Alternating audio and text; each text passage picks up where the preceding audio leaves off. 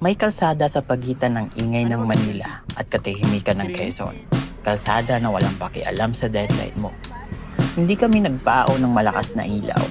Ang binaon namin, lakas lang ng loob. Walang gaanong solid na planong maliban sa, tara, tignan natin. Ito yung kwento ng 2 days and 1 night. Walang wifi password na worth it pag-awayan.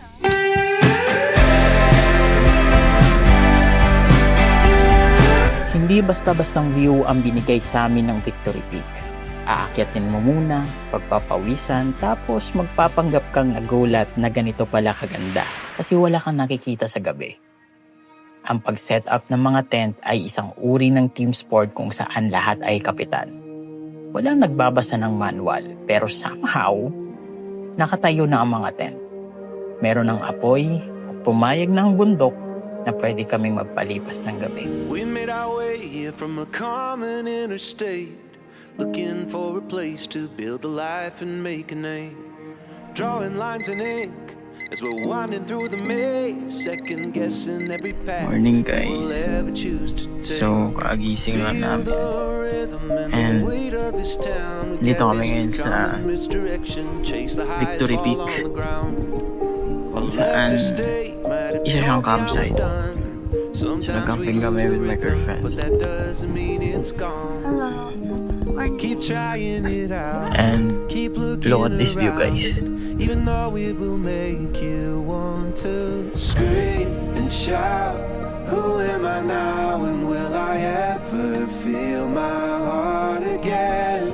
Scream and shout, who am I now and will I ever feel my heart again?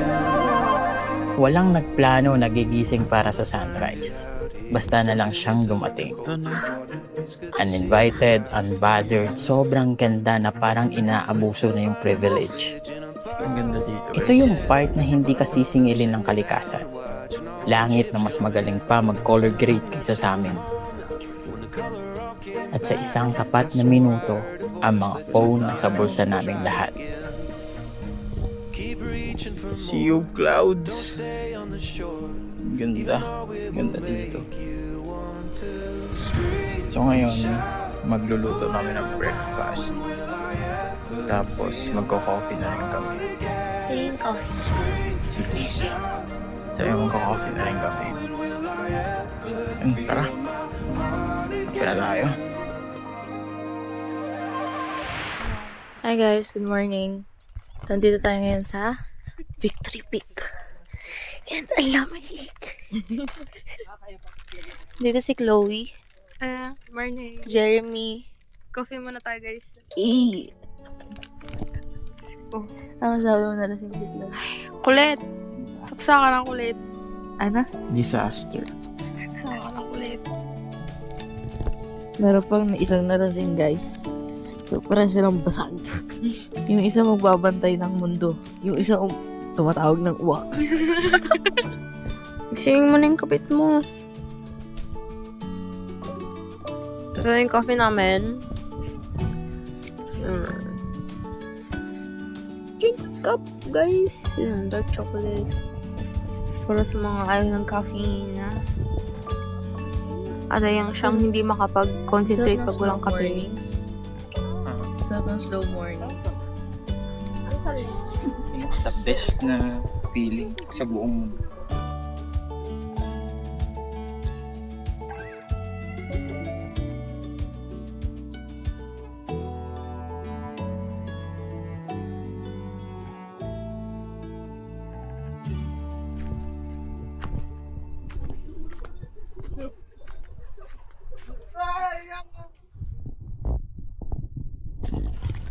Salamat sa Tara Camp QC sa paano ng tent niya sa amin. Sobrang ganda ng tent at hindi siya malamig sa loob.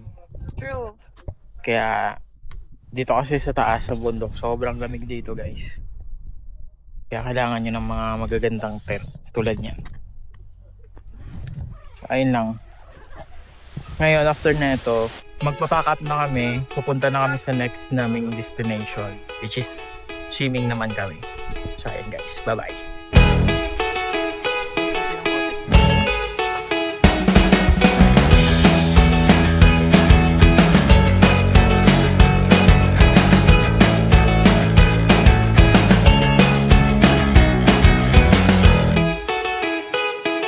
Tinawag nilang Hidden Paradise. Malakas na claim yon. Sumubok kami sa tubig at tama pala, na-confirm, May pababa na kami. totoong paraiso. Kasi sobrang tirik pala na ito, di kaya ng kotse at baka masiraan pa kami. Yeah. Ano siya dati? Bundok. Part siya ng bundok. Andun siya guys, pinakadulo dun. Tapos ginawan siya ng kalsada. Na parang ano lang, Tapos resort. putyo-putyong kalsada. Ano na guys, kung kita mo yun. Kailangan dyan, kung akit kayo sa ganito, naka 4x4 kayo. Talagang heavy climbing type of course. So, ang ginawa namin, 5 pa kami. Inakat namin lahat ng gamit namin. Diyos ko, halos, kala namin, pag-akit namin ng konti, nandun na. Wala, pinakataas pa pala. Tok-tok pa. Ang katakot yung ganyan, guys. Kasi pag kaya malakas yung ulan, may bagyo. Kung dito, a landslide. Ito, wala pang barricade na nagawa. Ano, kaya pinuputol nila yung ibang Puno. puno. Tawag yan, thinning. Yung Mga nila. matatandang puno, pinuputol nila para mag-give way dun sa mga batang puno. Para Mhm. mag-strengthen lalo yung lupa. Kasi sila lang ang nakapag-strength ng lupa eh. Hindi na yung mga Ang dati. old na Ang init, guys. Tarik-tarik yung araw. Pero worth it yung hike. Hike. Ano siya? Climb/hike. Ay, ganda guys. Yung view. Ayan. Picture niya lang ako, guys.